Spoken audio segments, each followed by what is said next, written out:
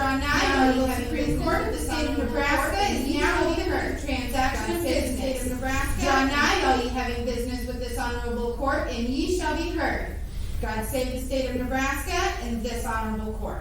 Thank you. You may be seated. Good morning to everyone. We will begin with introductions from the court. I'm Mike Havican, the Chief Justice, and now, by order of seniority as to service on the court, the other members of the court will introduce themselves. Good morning. I'm Lindsay Miller-Lerman. William Castle, good morning. Stephanie Stacy. Good morning. Good morning, Jeff Funk. Jonathan Papik, good morning. And John Freidenberg. Thank you, members of the court. Our first case of the day is State versus Trail. Mr. Murray, you are here with us this morning. Good morning, and you may approach. And Mr. Smith, you're here. Do either counsel have any questions before we begin? No, Your Honor. Both sides are allotted up to 20 minutes. And you may proceed. Good morning, Mr. Chief Justice. May it please the court, opposing counsel. My name is Ben Murray. I am the court-appointed attorney for the appellant Aubrey Trail. This is a mandatory appeal pursuant to 29-25-25, as it is a capital case. Mr. Trail was convicted of first-degree murder, conspiracy to commit that murder, and improper disposal of human remains. He was sentenced to death plus 52 years. So in my brief, I essentially fired every arrow in my quiver. I alleged a lot of errors, but would like to focus on the errors that are fact-specific to this case rather than some of the more general arguments that this court has contemplated before. I'd like to provide a little bit of background. As the court may be aware, this was a very public case. There was a lot of press coverage. There was a lot of public interest. We had a victim who at one point had been missing for several weeks. We had a defendant and a co-defendant who were then on the run. And while they were on the run, they were releasing videos and while they were being chased by the FBI. We have the defendant, Mr. Trail, who is the leader of a group of young women who were involved in theft, fraud, witchcraft, sorcery, torture. We also had an interesting twist where the luring of the victim was done over social media, which was kind of a new issue that we were dealing with. So that caused a lot of national press coverage. We had a full courtroom most days. We had people holding signs across the street picketing that the jurors had to walk by every day.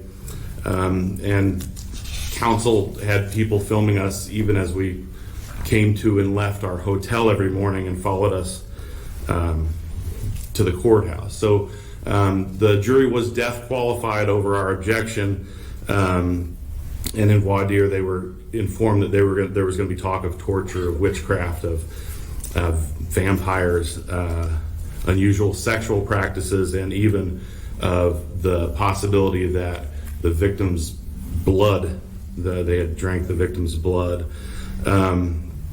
We also then, after jury selection, had a client who refused to come to court and was waiving his appearance for most of the first week. So that was another interesting twist. Then we get to the first day of the second week, and between witnesses, Mr. Trail stood up, yelled, "Bailey is innocent," Bailey being the co-defendant, "Bailey is innocent, and I curse you all," to the courtroom and the jury.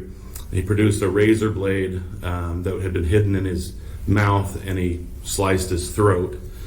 The security video, which was entered into evidence later, showed that the jurors were running and covering their faces, and so there was no question that they saw it.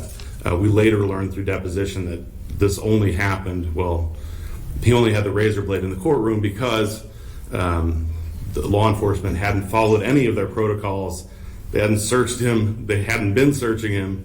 And essentially, the one person in the room who had admitted to murdering someone and dismembering them is the one person that didn't go through a metal detector. while all the rest of us did. There was never an argument that the jail staff or the security staff encouraged him to do this, was there? No, The argument was that they negligently allowed it to happen, but they never put the idea in his head or encouraged him to do it. No, that you're correct. I think that it was more negligent because he had also given some warnings that morning that, hey, I'm going to wear my white shirt so the blood shows up. In the context of, he said someone was going to shoot him in the head.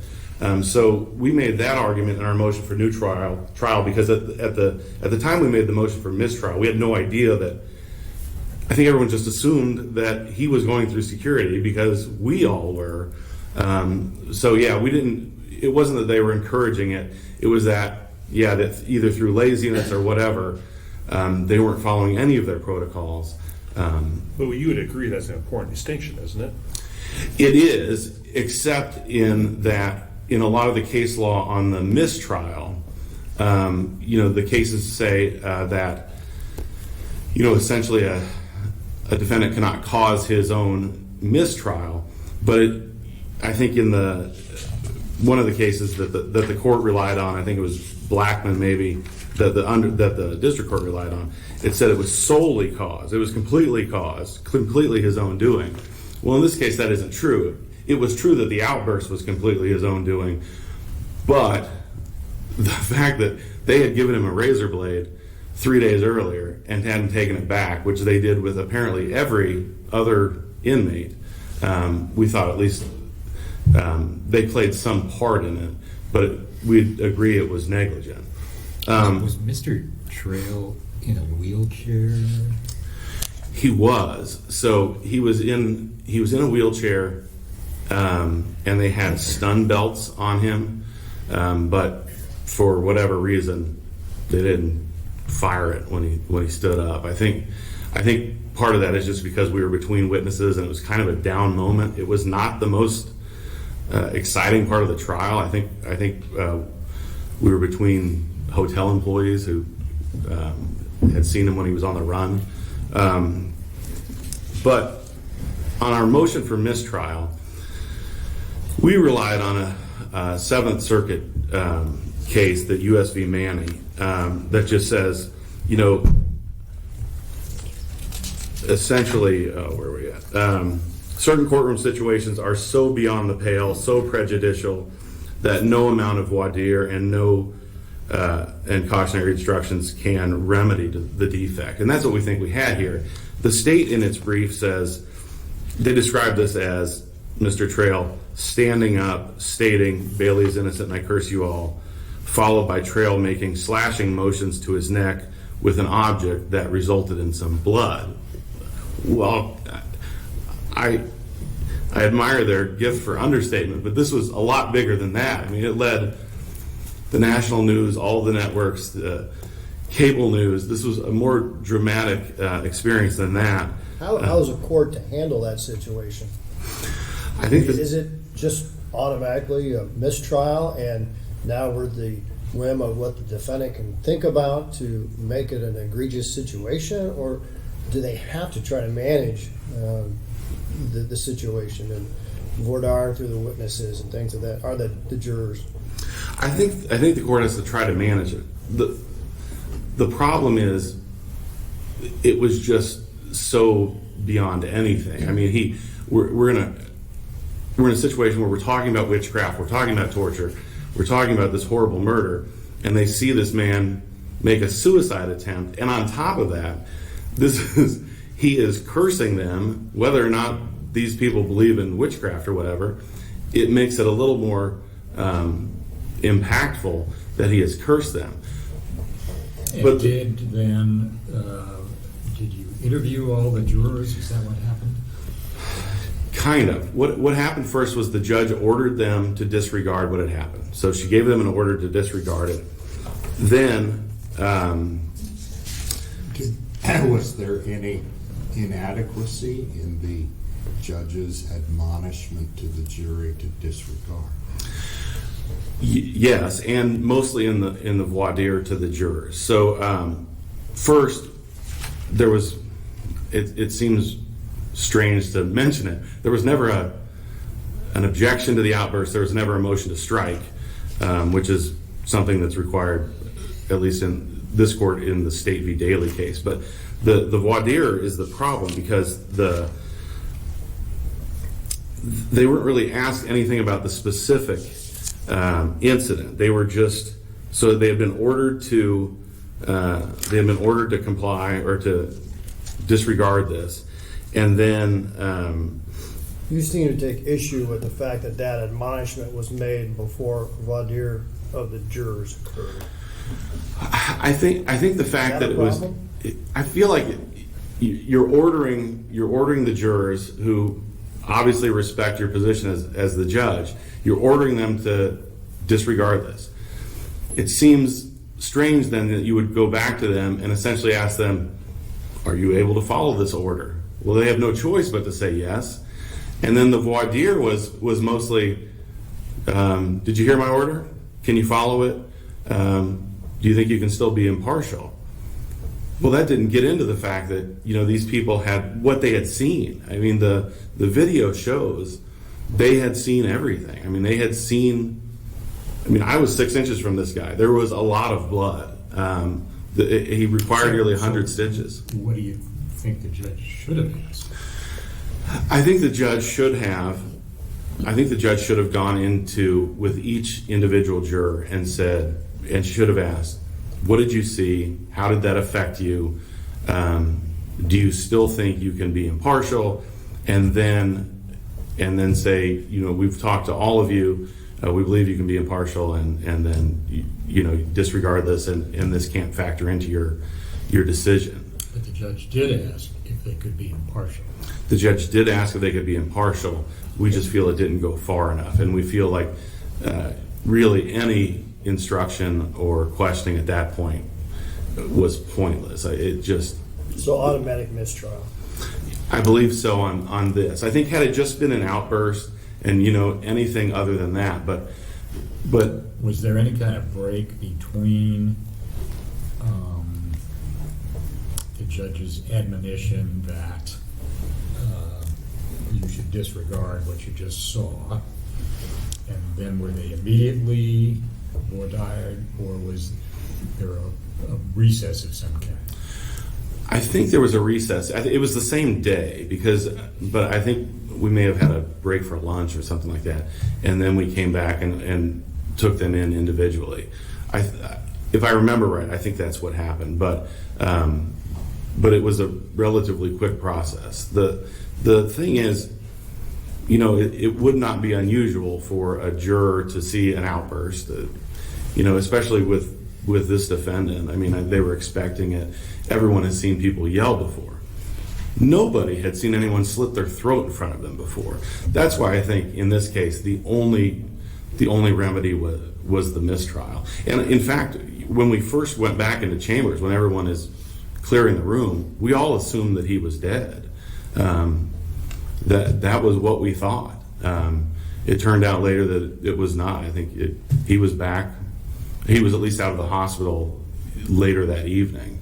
But Is your view of this event, pardon me, in the applicable law, that there's a continuum when there's an event of this nature, right? So there may be an outburst to be managed, but in your view, this event required an automatic mistrial.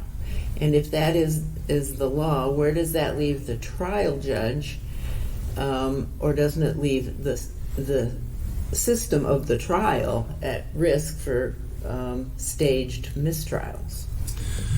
Well, yes, I believe it should have been an automatic mistrial, but I think that's cured through a more in-depth voir dire of the jurors. I think we just don't have any information. It was curable, in your view. Is that your position? This one I don't think is. I agree that it's a spectrum, and I think this is just so far at one end that it would never not end in a mistrial, just because it was so shocking. But I believe normally an outburst, something like that, can be cured. That was one of the things that the Manny case talked about, and about how it depends on the context of the trial. In the Manny case, they said, if this outburst had happened in a tax some sort of a tax fraud case, it wouldn't be a problem. But in that one, they said, there are allegations that this guy is involved in a street gang, so that makes it even worse. And here we're dealing with, a man who has admitted to killing someone and dismembering him. It's hard to argue after they've seen him slit his own throat that he's incapable of violence. If there's a possibility of automatic mistrials, what protection is there against a defendant perceiving that things aren't going well and staging what he needs to stage to get an automatic mistrial? I think, metal detectors, but also I think the voir dire. I think the questioning of the court needs to be more in depth. But I hear you to be arguing that there's at least some incidents that are so egregious that they can't be cured by voir dire. And so what protection is there if there's the possibility of an automatic mistrial? What protection do we have against defendants perceiving things aren't going well and doing what needs to be done to create that situation? Well, just the protections that we already have. I guess I don't know specifically. I can't come up with something to tell you we can do, but I would think, following the protocols that we already have in place should do it. This is a pretty unusual event. It's not, every day that a defendant is going to have a weapon on them or something like that. I think the court did everything that it thought it could do to prevent this. We had some indication that something could happen early in this case just on the prior behavior of this guy, but then we, just everything, they hadn't followed any of their rules, and so we're kind of stuck with this. And it just seems like at some point, and this is that point, there's just nothing you can do. The jurors saw all the blood and they saw what happened. I just don't think there's a cure for it. At the time when the curative procedures were being imposed by the court, did you make any recommendations to the court for deeper voir dire or anything like that? No. So Were you allowed to ask any questions? no, we were not. So the court just handled it on her own, and they only allowed one attorney from each side in the room, and that was basically it. And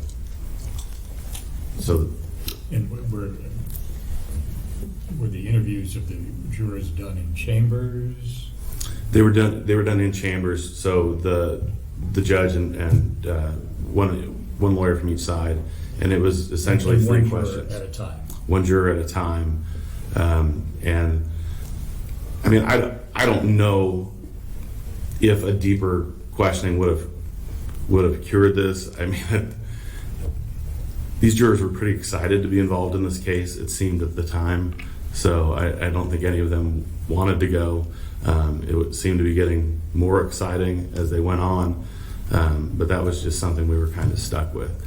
Just to kind of show the environment we were faced with as defense counsel. At the same time, this was not listed as an error. We made a motion for a competency evaluation, and I believe the court said, I have not seen anything today that would call his competency into question, so I'm going to overrule that motion. So that's kind of what we were faced with. We have a difficult client, but we are also faced with jurors that really want to be there, and the court obviously didn't want to start this over again. That was, I think, the bigger issue. I think had this been, a normal assault case or something like this, a 3-day jury trial, I think this thing would have been a mistrial every time. But we had all been working on this thing for 2 years. We had all cleared our schedules for a month. We've got one of the most difficult defendants that anyone really has probably had to deal with. And so I'm concerned that was the bigger issue, that we got to keep going. We have to get this thing done. And so I think that was the error. I think that's I think that's the problem. Is that a bit of an expansion upon your argument you provided in the brief? It is, but I mean, I think that's just my opinion. I think that was one of the factors that weighed into it. I think that's just one of the things you're dealing with at trial. I mean, I think we've all probably had mistrials for much less than this. I certainly have. So that's what we were kind of stuck with, and then mostly the argument on the motion for new trial was the same thing. It's just we brought in that new evidence of what had happened that led up to him having the razor blade, and so we argued that under irregularity. And then really, we also made the argument for new evidence that couldn't have been discovered and would have been used at trial. Realistically, knowing that it would have only been able to be used in the motion for mistrial. So it would be new evidence only in that context in our motion for the mistrial. So that was the motion. I think that's about my time. Obviously, all of the other arguments are in the brief. I think you've heard most of those before. We believe that Mr. Trail was denied a fair trial, although we understand most people their feelings aren't hurt by him getting the death penalty. These are the most important cases.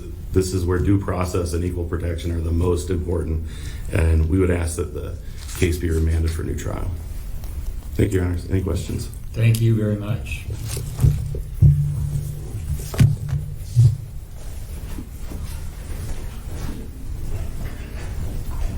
Mr. Smith, good morning to you. May it please the court, I'm James D. Smith, Senior Assistant Attorney General, appearing on behalf of the appellee of the state of Nebraska. Concerning the main issue talked about in the appellant's argument, I think it probably needs to be reinforced that the standard of review is abuse of discretion for denial of a motion for new trial. Frankly, the district court did one of the most impressive jobs I've ever seen of managing a trial, and outburst should be highly complimented for the way she handled this. She immediately adjourned the proceedings. The defendant was taken out for medical care. Court reconvenes in the afternoon. The judge gives the jury a cautionary instruction, which included they should not consider the defendant's outburst when they consider the issue of the defendant's guilt or innocence. The judge then, on top of that, does individual questioning of the jurors, makes a finding that is supported by the record, and uses her discretion under the circumstances to deny the motion for mistrial. Abuse of discretion is typically known as the court doing something that's untenable.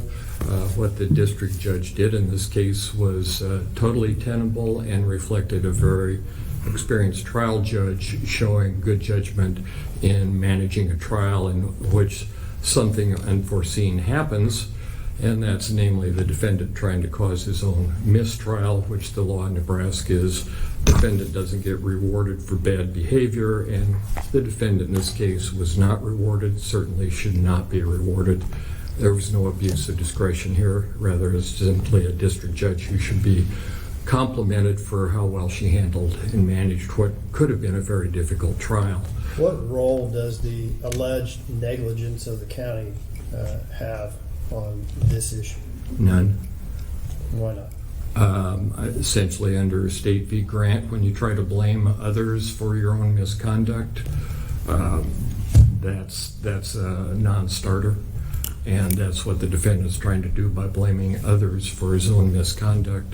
Under State v. Grant, the blaming others for his own bad behavior is it's not a tort trial at that point where we're suing for negligence or anything like that. It's did the defendant engage in bad behavior? Yes. Was it willful? Yes. Can the defendant cause his own mistrial? No. Did the judge, under the circumstances, take proper measures to manage the trial? Yes. It's presumed the jury follows the judge's instructions. The judge instructed the jury not to consider the outburst which was proper, and inquired of the jurors, made finding that the jurors could remain fair and impartial. There's nothing there. It's under the appellate standard of review. There just is no abuse of discretion. Unless the court has other questions, frankly, the remaining assignments of error, I think, are covered in my brief, and they reflect that the defendant really doesn't have much to talk about after we had a district judge who really did an excellent job of presiding over this trial. I do have a question about the death qualifying of the jury during voir dire. Sure. And I see in your brief that you're saying this wasn't actually a death qualification anyway, but assuming that it was a death qualification proceeding, does the fact that they waived the jury for the aggravator stage have any impact upon that? Well, I think it's difficult to argue. Yeah, to me, I've made that argument before. If you waive a jury, how are you able to then complain about the jury voir dire? Because you made an intelligent decision, informed decision, to waive a jury, so how can you complain about the jury voir dire? And they also waived him on cause, so they passed the jury for cause, so that again is another issue. It doesn't go anywhere. Well, following up on the argument they made in their brief that the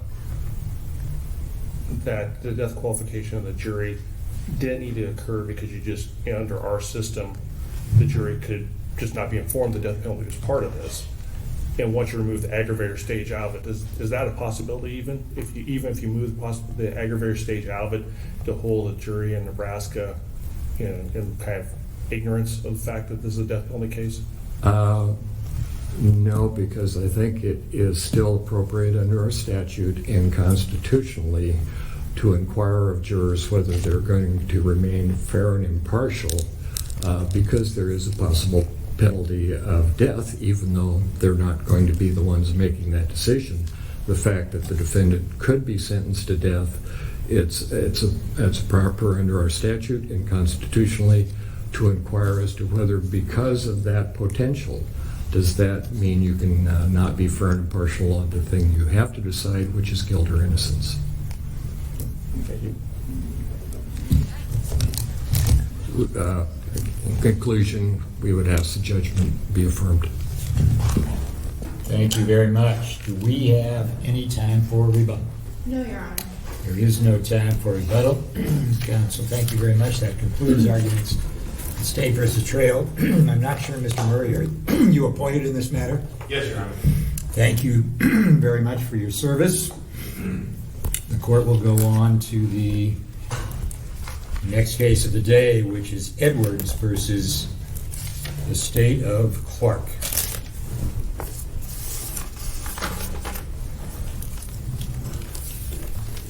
Mr. Becker, good morning to you. Good morning, Your Honor. And Mr. Puck, also good morning to you. Do either counsel have any questions before we begin? No, sir. You may proceed. Thank you, Your Honor. May it please the court, the undersigned represents Tanya and Jennifer Edwards.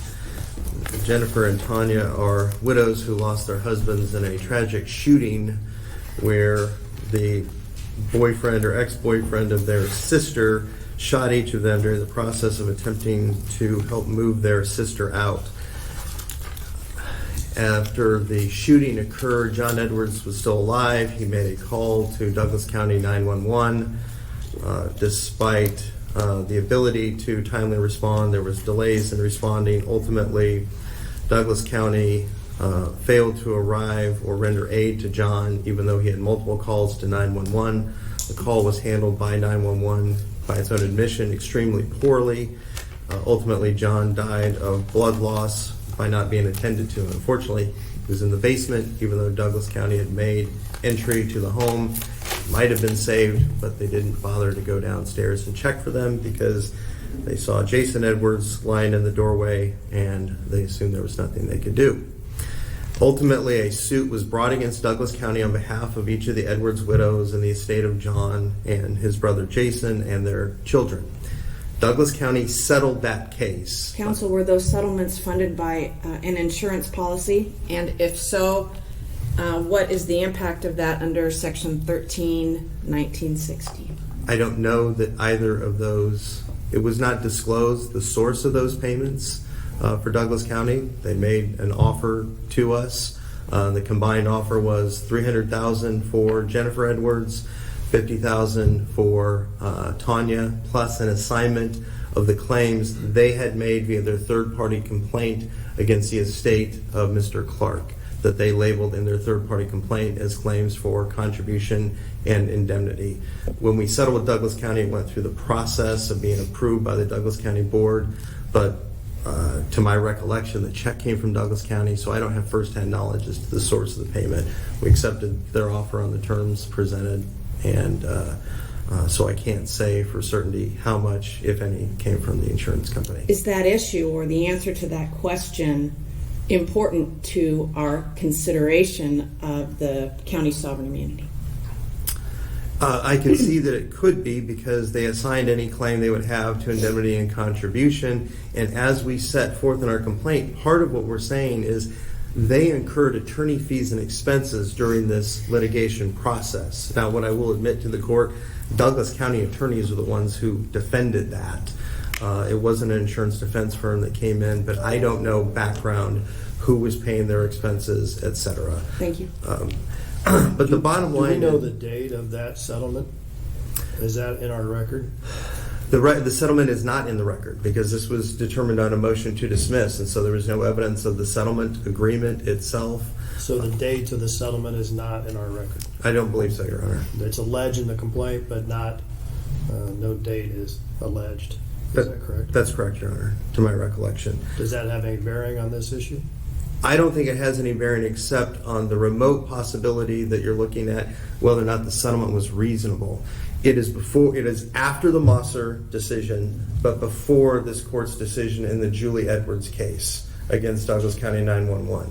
And I think there's enough distinctions in the handling of the 911 call and Douglas County's response. For example, they left Tanya Edwards lingering there, knowing that her husband was dead, didn't tell her, knew she was on the site for 10 hours, made no mention of it, and she found out when her daughters found out about it on the news, who then reported it to her. There are other bases upon which Douglas County could have been liable. But I think that the fundamental issue in this case, and is articulated in my brief and is articulated in the motion to dismiss, the question isn't whether or not Douglas County is immune. The question is whether or not Douglas County had a cognizable claim against Mr. Clark for the attorney fees and expenses they incurred in that defense. They assigned those claims. They assigned to us any claim that that was asserted or could have been asserted against them in their third-party complaint against the estate of Kenneth Clark. And the language of that complaint is contribution and similar matters, right? Yes, it says, I think their third-party complaint says contribution and indemnity.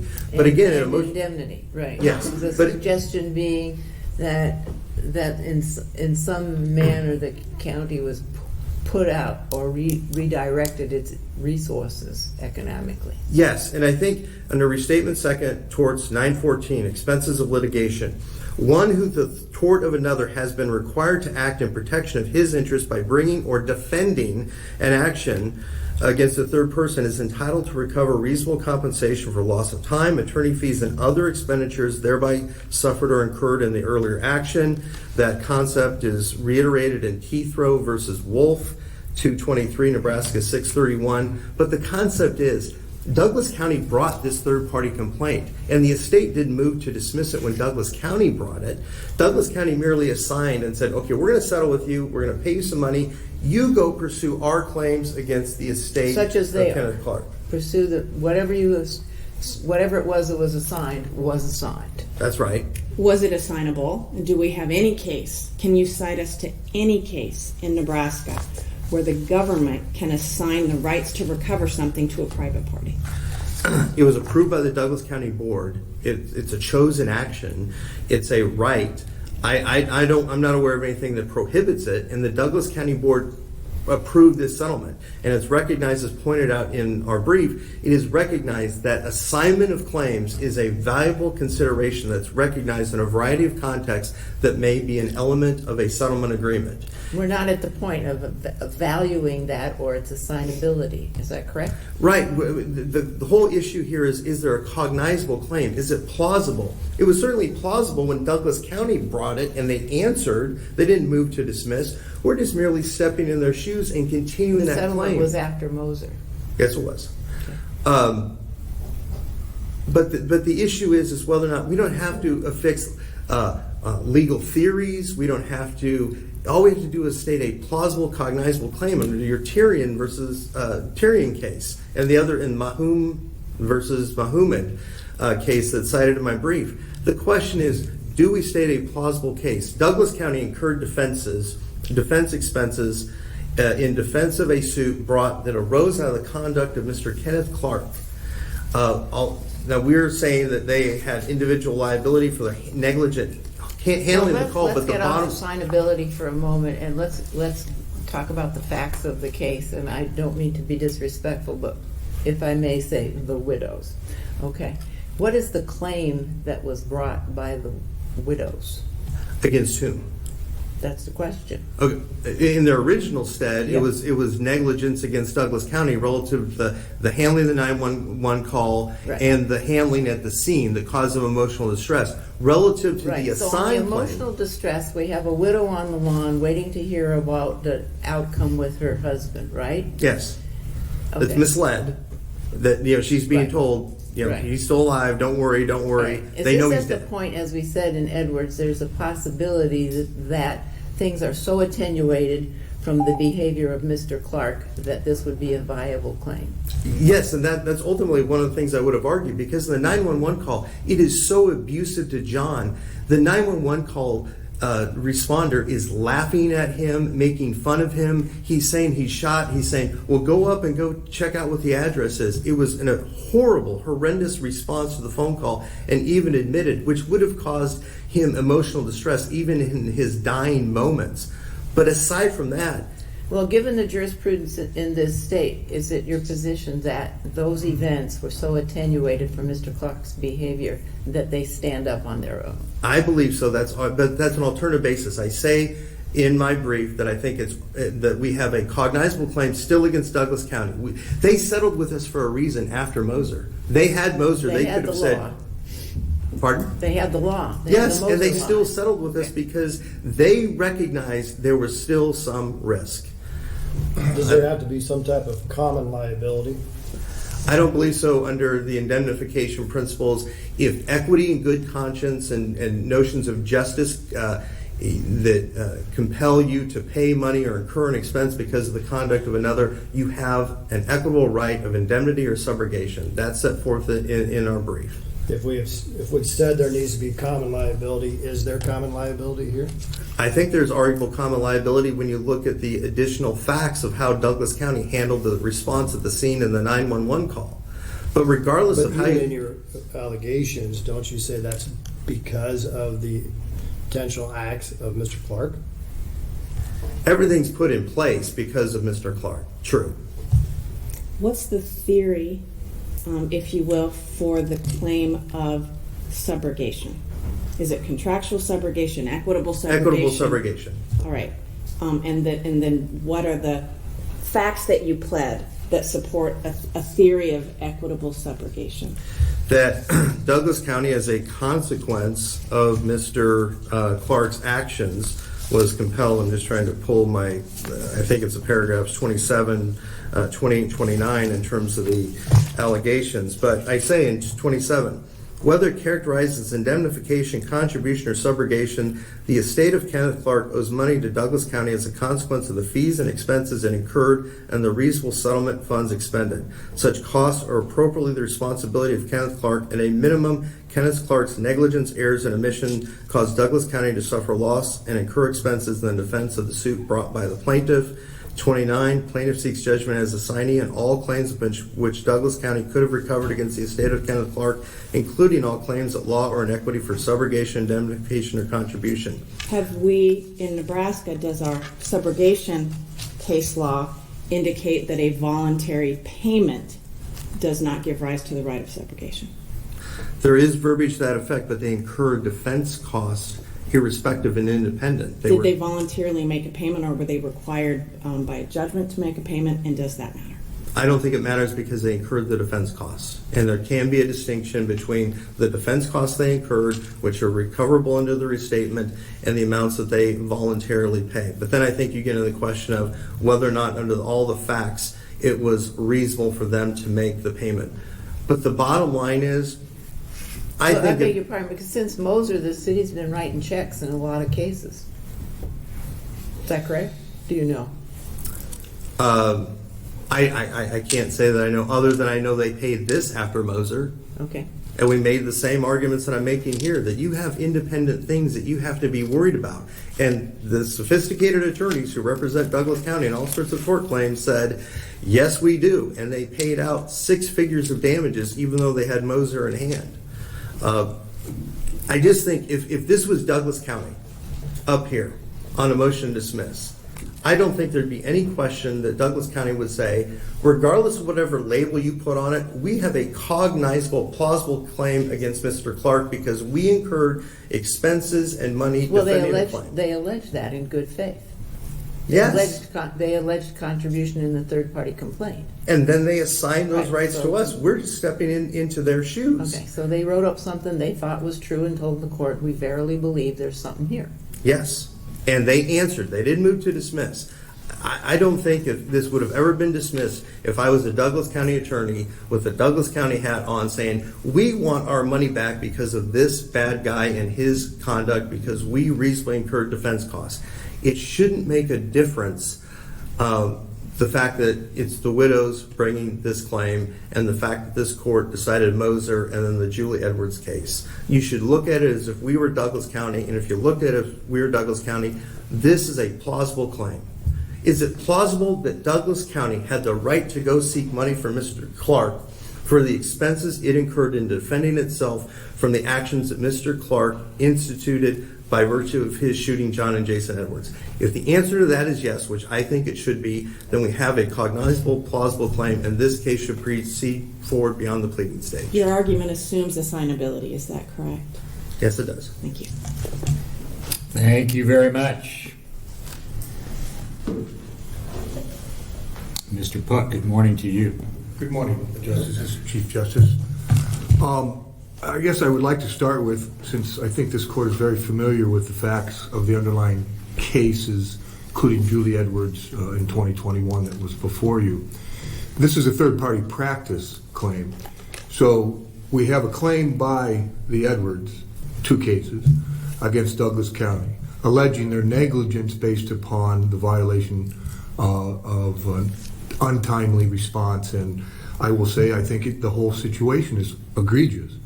But you heard Edwards, you decided on Edwards, and I understand the dissenting opinion, but you decided on Edwards in reference to whether or not Douglas County has liability under the Tort Claims Act based upon the actions of Mr. Clark. And you decided they did not. So let's start with third-party practice. We have Edwards suing Douglas County, of course, suing Mr. Clark because he's the murderer. If they're going to be held liable, of course, then they believe Douglas or Mr. Clark should pay. Nobody disputes that. What is disputed is that under the third-party practice, all defenses that are viable based on an assignment that Douglas County would have given to the Edwards are available to the third-party defendant. That means that the Edwards have to prove that Douglas County was liable before there is any contribution, indemnity, subrogation. And so in a motion to dismiss, your position is contribution really never existed. Based on... Although you pled it, verily pleaded it on your third-party complaint. and answered. Correct, based upon, of course, that there's affirmative defense is pled that there's no cause of action. Right. And so, if we skip over the third-party practice analysis and just go right to contribution, nobody's going to deny that if Douglas County is liable, Mr. Clark owes it. He murdered him. There's no question of that. Nobody disagrees with that. The question becomes, in this case, with the assignment of Douglas County, they take subject to any defenses. But we have a number of allegations in the initial complaints by, I say respectfully, the widows, right? Yes. Right. And so their position, at least with the commencement of that suit, is, and after Moser, right? This thing of the widow sitting on the lawn waiting to hear about the outcome of her husband did not arise from Clark's actions. But did it, is the question. Well, her complaint would take the position that it did not after Moser, right? I guess... In order to evade immunity. Can I break that down? So I don't believe the complaint actually says what you just stated, but it does state that she was on the lawn waiting to hear and they didn't tell her appropriately. Right. That is alleged. Well, if she's on the lawn and she's waiting to hear about the outcome of the husband and, I don't know, there's an ambulance on the scene and they run her over. Now that's just common knowledge. It wouldn't be under one of those little categories about intentional torts. But it's derivative of the actual So that event. would also, she's sitting on the lawn and an ambulance accidentally runs over her, right? That arose from Clark's behavior. Everybody's there because of what Clark did. I would tell you that I agree that becomes untenable to the actual act of the assault and battery based upon the analysis of the cases in Moser and But we said in Edwards. Edwards, at some point, the intentional action of a non-state actor, for whatever that's worth, that it's attenuated at some point. That's not attenuated? The ambulance example, I would say, is probably not attenuated to the act of assault and battery, just because they're at the location. The issue of why she was there, the purpose of the Right. police being there, all is inextricably tied to the murder by Mr. Clark. The law in this state is inextricably linked, but the question is, did it arise under the intentional tort? I believe yes. Okay, so Yeah. the ambulance runs her over, that arose from the Clark's behavior too. Again, I would say you're getting into a factual basis that I would agree with you, Justice, that may be an analysis that gets past that, not attenuated to the actual assault and battery. Right, and there could be liability by the county, and if there were, regardless of who writes the check, they spend time and redirect their resources, even if they're salary people. I'm not sure what you're saying there, and back to the ambulance example, again, the ambulance would be liable No, necessarily. I'm back to whether or not there's based on allegations, but no more, are there plausible contributions? Y'all pled it, so you must have thought, maybe there is.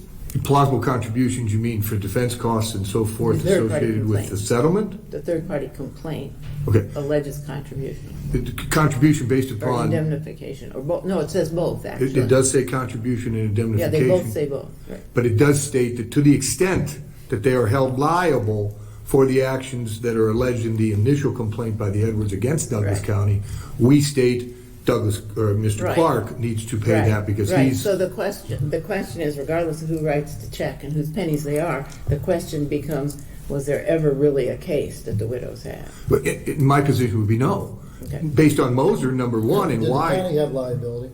No. Is that necessary? Yes. Counsel, I want to ask about whose pennies they are. Did this settlement, was this settlement funded by insurance proceeds? And if so, what does the Political Subdivision Tort Claims Act say about sovereign immunity in the event there is liability insurance coverage? So, to answer the first question on insurance, I would agree with counsel that none of us were privy to who paid or where the check came from. I will advise that and there's nothing in the record that indicates in normal subrogation cases from insurance payments that you get a notice of lien or notice of subrogation. Easy examples are automobile cases, correct? Medical insurance pays. I would also state that unfortunately there's nothing in the record that would reflect that, so I can't answer So that is it either. too early to answer that question? No. If it is Doesn't matter. jurisdictional, do we have to know the answer to it? If it's jurisdictional, possibly, yes, but if there are not any allegations set forth in the complaint, third-party complaint, or any issues related to this before the court, then it is irrelevant. Nobody has alleged that a party that should not have had to pay, but did pay insurance company for damages alleged by Douglas County, voluntarily paid, by the way, as of course we know in settlement, that they are entitled to the money back. Maybe that's an issue you believe should be discussed, but it's not in the record. And it could have been in the record should someone had made a claim for subrogation or lien or notice of that. In this case, that's not here. We don't know the facts. We don't have any alleged facts to that either, but that's true. We don't know that. Correct. Facts. Have we not said in Crawford and Ryan, not everything's jurisdictional? We should be very careful when we use that. I don't disagree with that, Your Honor, and I would tell you, if you look at the face of the pleadings, which is the de novo review for the motion to dismiss, there is nothing alleged to that extent, that money is to be due or paid back so it becomes a jurisdictional issue. I do not believe it does. Because if it goes to the issue of liability, you can go through contribution, you go through indemnification, both of those. One is a common liability, and an indemnity, if it's not by contract, clearly there has to be common liability again. And there is no liability against Douglas County associated with the Moser and Julie Edwards cases to the extent that those two would apply. You go to subrogation, it's a voluntary payment. They didn't have to make the payment. It was settlement. I wasn't in the minds of Douglas County attorneys to the extent that I would know why they settled, why they didn't file a motion to dismiss. Does this record show that since Moser, the county has settled a number of intentional tort cases, including school cases and others? It's a good question, but the record does not show that in this case. What is your position, counsel, on the assignability of any claim for indemnity contribution or subrogation that the county may have had? That is a very good question that I don't have an answer to. My position on that is... Do you agree that we need to answer it in connection with this case? I do not. Because even if it is assignable, you go to the analysis of third-party practice again, and you go... What if it's not assignable? Oh, what if it's not assignable? Yes. If it's not assignable, then why we wouldn't be here to begin with, and why would their analysis need to be done? Because if it's not assignable, it fails on its face. That's how I would answer that, I guess. I don't know of any cases that prevent it, like counsel indicated, of assignability. There's nothing in the record, or I guess in the briefing, that identifies whether it's assignable or not.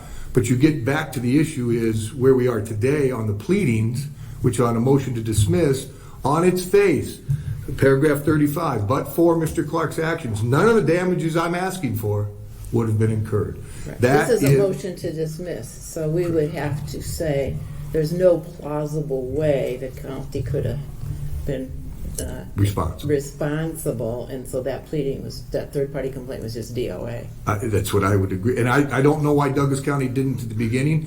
I'm involved in this case from the sense of a murderer. I have no defense other than if Douglas County's liable, I'm liable. I get that. That's clear. Right. I mean, this is a horrendous We have a heinous. pleading filed, presumably with intelligence and verification. Yes. Thank you. Yeah. I think my time's done. If there are not any further questions, I would ask, if you look at the analysis based on the facts and the pleadings that are before this court, it is clear, based upon the history in Moser, but particularly in Julie Edwards, which is the same factual statements, that if Douglas County has no liability, there is no contribution, indemnity, subrogation. I ask that it be affirmed. Thank you, Your Honor. Thank you. Thank you very much. Do we have any time for rebuttal? No, Your Honor. There is no time for rebuttal. Counsel, thank you for your arguments in Edwards versus the State of Clark, and you are excused. The court will go on to the next case of the day, which is in re interest of, I'm going to pronounce this, Abasai P.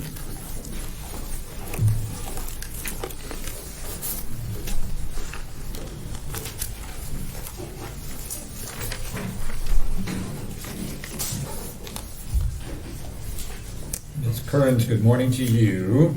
And Mr. McMahon, you are also here today. Do either counsel have any questions before we begin? Justice, I do have one question. I have a senior certified law student with me. Is she able to sit at council table and confer in between arguments? She certainly is. Thank you.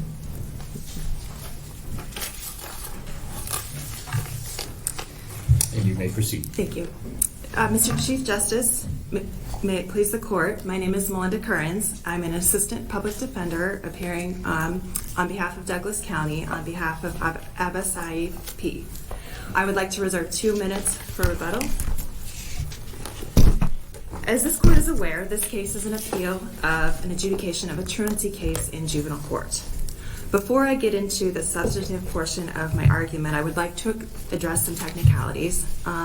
As you are aware, in my brief, I noticed that the juvenile court committed plain error in finding under the wrong subsection of 43-247.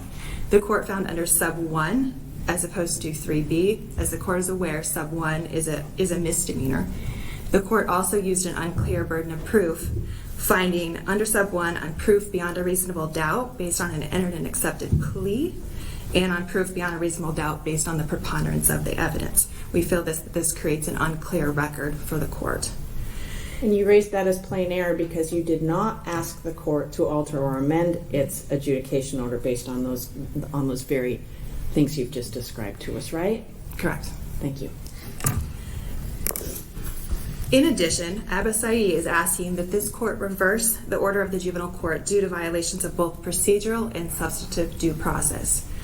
I'd like to start with first procedural due process.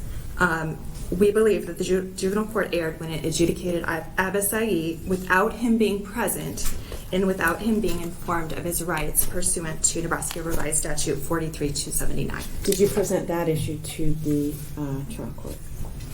I did not, no. Did you object on that basis to proceeding with the adjudication hearing? No, I did not. So would we have to reach that on plain error as well? I believe the court could also apply not just under plain error, but that it violated the statute under 43-279. But did you raise that issue to the trial court? No, I did not. Thank you. Was there any proof of notice was provided to the juvenile to be there on that day? No, there was nothing in the record that notice was provided to the juvenile to be there. So there's nothing that would show that he waived that appearance in any manner? No. Thank you. It is clear under 43-279 that the court must inform the parties, the juvenile and their parent, guardian, or custodian of their rights. In this case, the court never informed my client or his parents of the rights prior to trial. As stated in my brief, the Court of Appeals found in right interest of Tory B that it is axiomatic that a juvenile may not waive his or her rights to be advised of his or her rights. This court also found recently in Ray Victor L, the court must give effect to all parts of a statute and no word, clause, or sentence should be dismissed as superfluous or without meaning. It is clear under the statute that the court must advise of the rights. Were you present at these hearings, or did Abasai have a lawyer present at these hearings? I am his lawyer, yes, I was present. What impact does the parties refer to it as a written denial? I think of it sort of as a written waiver of arraignment. That may be imprecise. What impact does that written denial or written waiver of arraignment have on our analysis here? So the written denial was modeled after the criminal court waiver of appearance, plea of not guilty, where generally the lawyer just advised briefly of the rights. Did the court accept that, so order yes. it? The court did accept it. It's contained on page 8 of this transcript, and then the court made reference to it and the order. When that's typically done, and then the case is set for adjudication, does the judge re-advise them of their rights? Absolutely. Every court, before this, after this. Assuming they appear at the adjudication. Yes. At the following hearing, adjudication, or trial, the court does re-advise of all rights and possible consequences when there was a written denial done prior. And so this written denial is a local rule. There is no statutory authority for it. It's been around. I've been practicing for over 20 years. It's been around since then, but it was definitely used at the height of COVID by all 6 courtrooms, kind of as a way to not bring lots of people in at once, because a lot of times these were done with multiple kids and parents all in front of the court at the same time, hearing the same rights and consequences.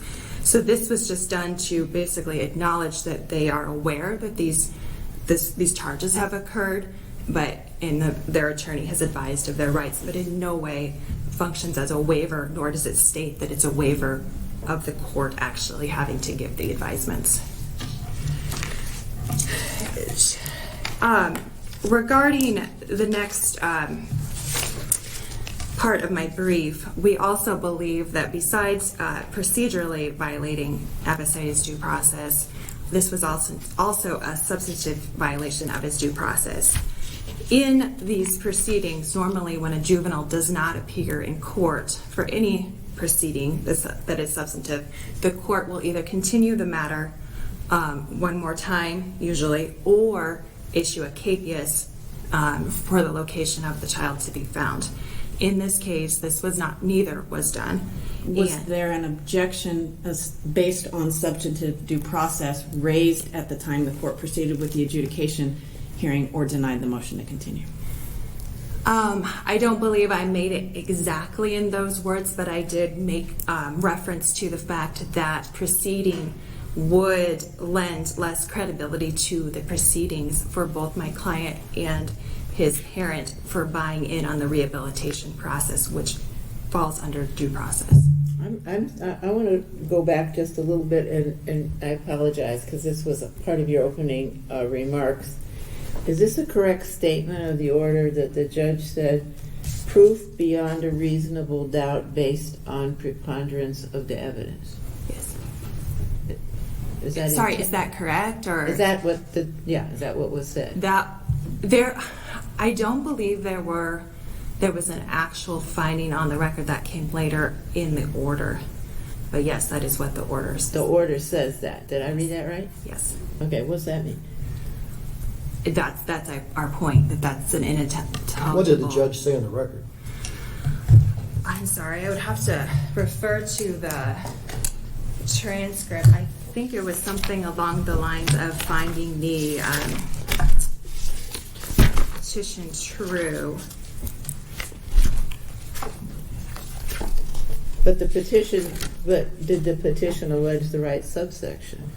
The petition did, yes, but the order did not find under the correct. Did the court rule from the bench that the allegations contained in the petition are true, and that was the judge's finding, and then the matter should be set for disposition? Was that the oral pronouncement at the time of the hearing? I found it right here. It says that the court hereby finds that the allegations contained in the petition are true, and this matter shall be set for disposition. So the next hearing. That's all it said. Is that enough?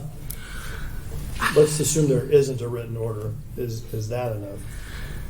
I don't believe so. Under 43-279, under 43-279-2, the if I could continue, that the court shall make a finding and adjudication to be entered on the record of the court, and describe that the juvenile is a person described under subdivision 1, 2, 3B, or 4 of 43-247, based on proof beyond a reasonable doubt. And the infraction or the event, I should say, perhaps, was truancy under 43-247-3B? Correct. That's how it was pleaded? Correct. Okay. Yes. So, if I could just summarize regarding the due process, the court has been clear throughout statute or case law, and the statutes are clear that the youth are in these proceedings that are akin to criminal proceedings, that due process must be followed, and the legislature has been clear that fair hearings and all legal rights must be recognized and enforced, this court found in Victor L. that in a truancy case, a youth must be competent. Therefore, it stands to reason that under fundamental fairness, the youth also must be present. The youth was not allowed to be informed of his rights or to exercise any of his rights under 43-279. If you were successful before this court, what would be the remedy? What would you have us do? Well, and that's an interesting question because of his age, correct? So we're asking the court to reverse the juvenile court's order, but also to dismiss the proceedings given the fact that my client is age 18 and there is no longer jurisdiction or ability of the state to require him to attend school. Well, and then conversely, if you were not successful, what would be the impact of our order? That's an interesting question. I'm sorry, I see my time's out. May I answer? You may answer. Thank you. So we have a certain order here. I understand. That's an interesting question because then if it reverts to the juvenile court, then the question, does the court even have jurisdiction to continue to proceed with the client? Under Kevin K., there is some opening that the court would still have jurisdiction. However, my client then is left with collateral consequences of having a truancy without having any sort of basis to attend school, being that he's age 18. Thank you. Thank you very much. Mr. McMahon, good morning to you. Good morning, Chief Justice.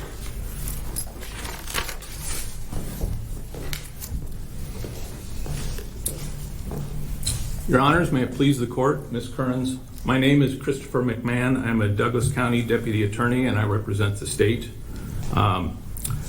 Justice Stacy asked Ms. Kearns what impact a written denial has on our analysis, and that question cuts to the heart of the issue, is what impact does that have? A written denial, it's a procedural document. I have a copy of that here today. I don't believe that this court has ever considered what impact that might have. Now, in Stoneland Livestock versus HBE, this court considered a entry of appearance and found that it was not enough to subject.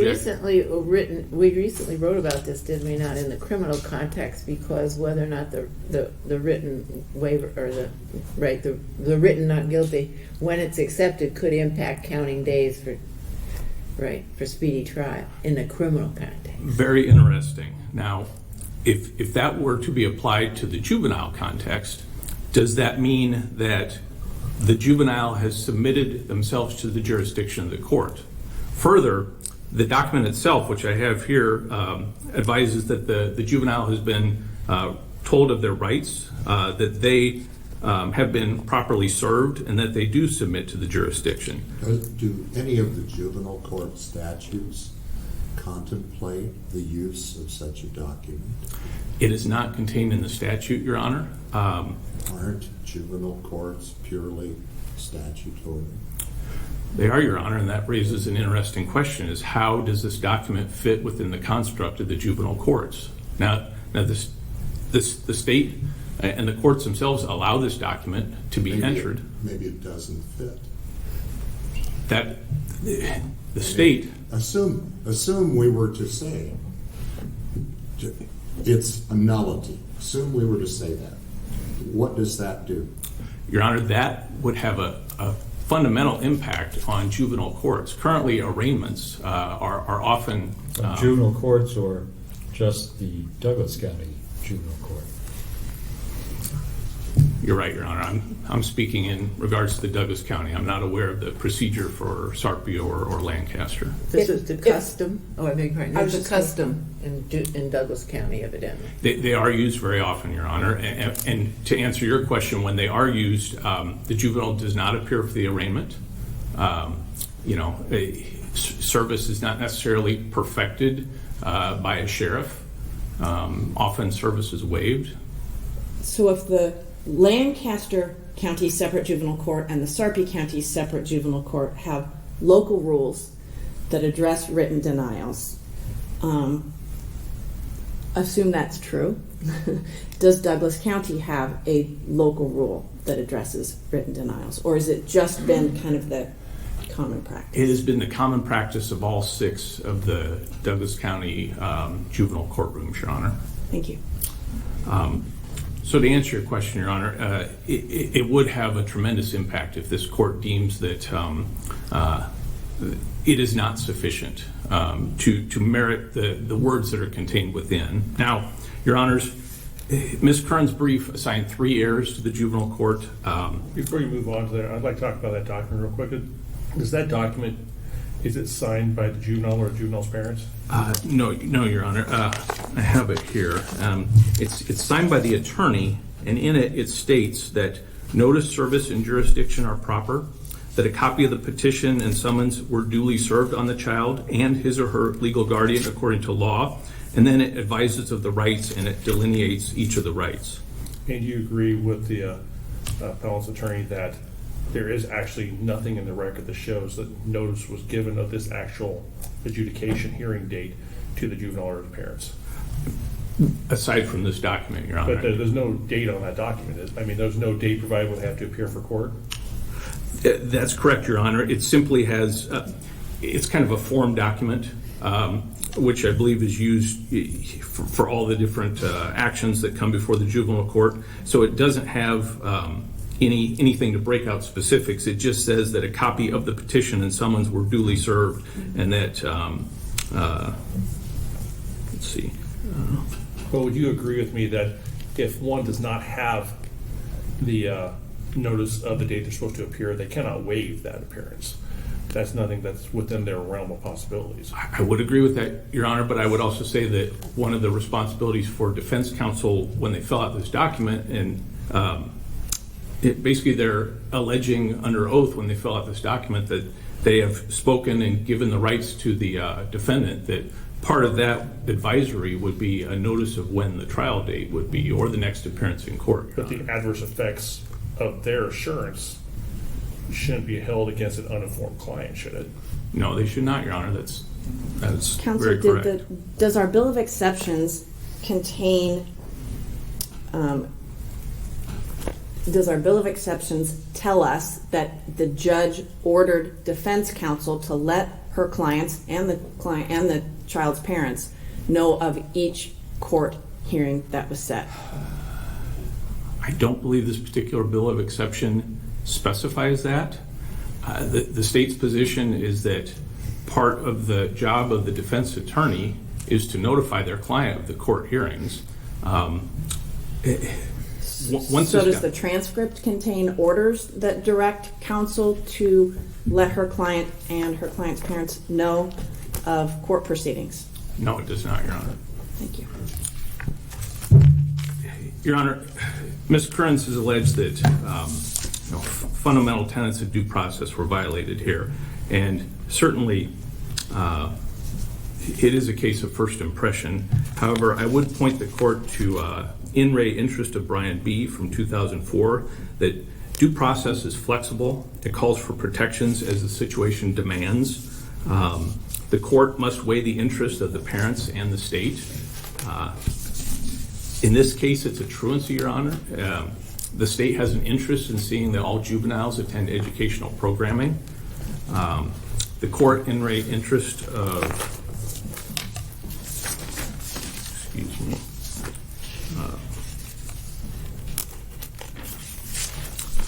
in re interest of AMH. Juvenile proceedings are civil in nature, not criminal. They emphasize rehabilitation, not punishment. The juvenile court serves as parens patriae. The purpose of the juvenile court is to care and to guide. Your Honor, nobody in that courtroom was there to punish this juvenile. They were seeking to give the juvenile an education, to make sure they're attending educational programming. The state has an interest in seeing that all juveniles attend educational programming. So what impact does the current age of the juvenile have on that? It does have an impact, and in the state supplemental brief, it discussed that, Your Honor. The state has lost all jurisdiction in this matter. If it were to be referred back to the juvenile court, once a juvenile reaches the age of 18, the truancy statute has no longer any effect in this case. So is this all moot? Well, Your Honor, it's the state's position that the allegation 1 is moot. Allegations 2 and 3 are intertwined and deal with fundamental issues of due process. If this court deems it necessary to provide future information for the purposes of stare decisis, the state would welcome that.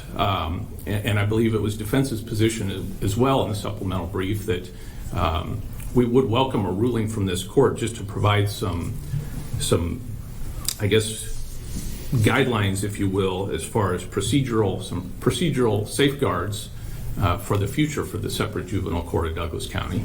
Is the first assignment of error moot if there are collateral consequences from a statement on the record that the child's been adjudicated under 43-247-1?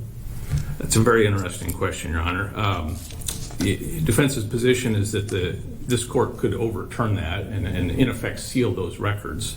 I don't have a good answer for that, Your Honor. I would state that on the record, the judge did say that, which I believe Ms. Kearns went into, that the allegations were found to be true. I would say that the state alleged it under the proper statute. Now, that burden of proof, true, doesn't specify beyond a reasonable doubt, which would have been the appropriate verbiage. But it's the state's position that the allegations found in the petition were found to be true, and that is sufficient. When you mentioned sealing the record, what would be how would that work? I don't know that that's ever been done, Your Honor. In our it's not your position that this is under the Criminal History Record Act? No, Your Honor. Again, juvenile court proceedings are civil in nature, not criminal. I don't know that there is any outcome for this court to determine under the assignment of error number 1. The state's position is that it is moot. Again, assignment of errors 2 and 3, we would welcome this court's opinion on that. Thank you. Thank you very much. Do we have any time for rebuttal? No, Your Honor. There is no time for rebuttal. That concludes arguments in re interest of Abasai P. Counsel, thank you very much. You are excused in the court.